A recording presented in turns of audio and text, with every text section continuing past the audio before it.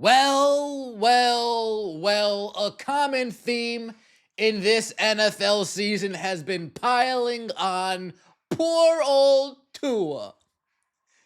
The Dolphins and Mike McDaniel. That has been the theme to this 2025 season so far. Minus the tush push, minus the Chiefs fall off, minus Josh Allen. Something that has been dominating the headlines has been how bad the Dolphins look, how out of place as a head coach Mike McDaniel is, and how overpaid Tua Tagovailoa is. Tua's overpaid. He is. 75% of this league is overpaid. They are. We're just in a climate where if you're next up for the contract, you get the biggest contract. You don't need to deliver. You don't need to show consistency. You show a little bit of promise. You're next up. Here's the contract. But back to the theme. Dunking on Tua. And EMMANUEL ACHO, last night, after one of Tua's interceptions, EMMANUEL ACHO did just that. But lurking around the corner was Hall of Fame quarterback Kurt Warner. Tua, what the hell? Don't be surprised. Bruh, they in a basic zone coverage and the linebacker's reading you the whole way. You telegraphed the whole thing. Bruh, this day one. Hold on. You hear LaShawn McCoy, shout out LaShawn, what up? You hear LaShawn McCoy in the background saying, are we surprised? Tua, what the hell? Don't be surprised. Bruh, they in a basic zone coverage and the linebacker's reading you the whole way. You telegraphed the whole thing. Bruh. Now, from a novice perspective, it seems like he is just staring down this target. Linebacker's reading him the whole entire way, jumps the route, taking it the other way. But Kurt Warner, shout out to Kurt Warner, this is what we need more in football. This is why ESPN is trash, because they don't have people talking football. They just have a bunch of drama queens over there at ESPN. Ryan Clark, Stephen A., Greenberg, a bunch of drama queens over there. We don't really get some breakdowns and some clarification. So Kurt Warner offered that to us. I respect all the guys out here doing work, but tell me what happened here instead of just yelling at the quarterback. It was the right read off the coverage. Details matter. On this play, the number 2 receiver to that side must inside release to hold off the middle linebacker, or this play has little chance. Versus cover 3, the corner is dead because it's running to the cornerback. The only chance this play has is off the outside linebacker to the right side who covers the flat, and Tua throws this about as quick as he can. They do nothing to slow the middle linebacker down, who is the biggest problem in this play, and then everyone blames Tua.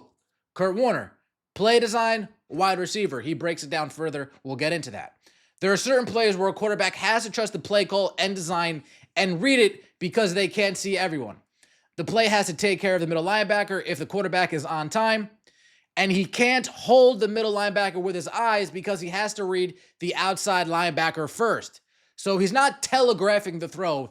He's reading the throw, which is what quarterbacks must do.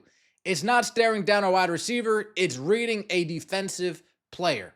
So again, all respect to the guys out here doing work, but you have to explain the why, or people will just follow your lead and think this is just done by Tua, which it's not.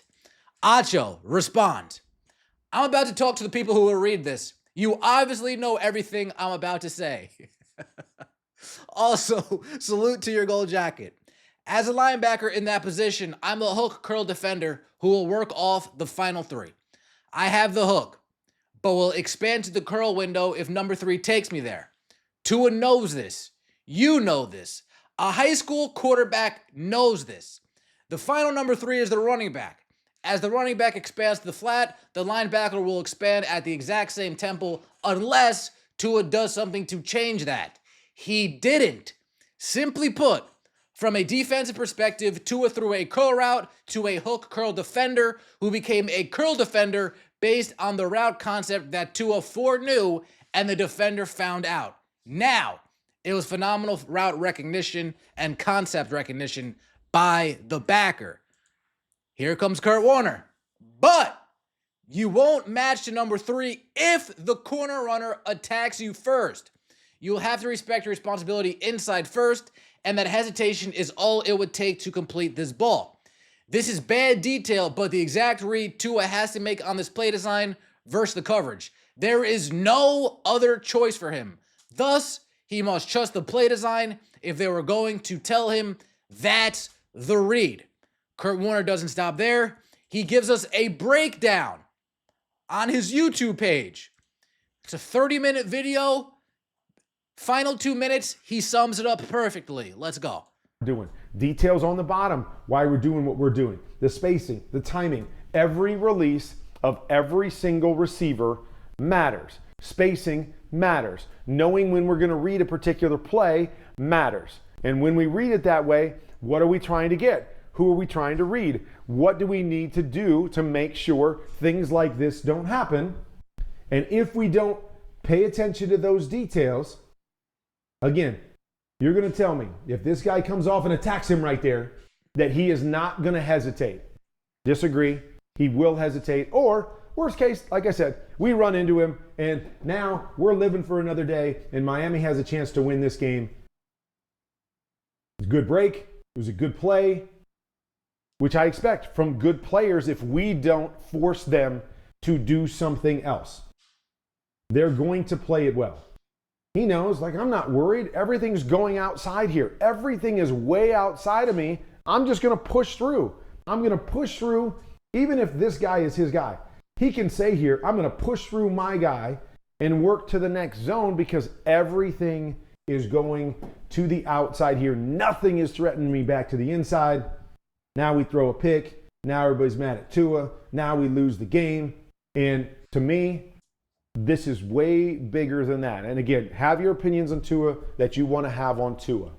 But to me, you have to put context on every single play. And to me, I'm going to do that. And that's why I break down the tape. It's why I do what I do, is because I believe the details matter.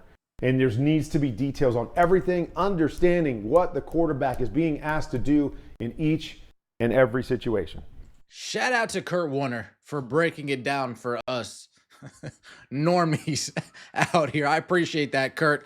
Acho, of course, can't let things go. So what does he do? He doubles down. The head coach who installed the play said the quarterback was responsible for it and ended the interview by saying, you have to ditch the ball to the flat in moments like that. You can disregard all online opinions when the play designer speaks. What did Mike McDaniel have to say? I wanted to protect the ball.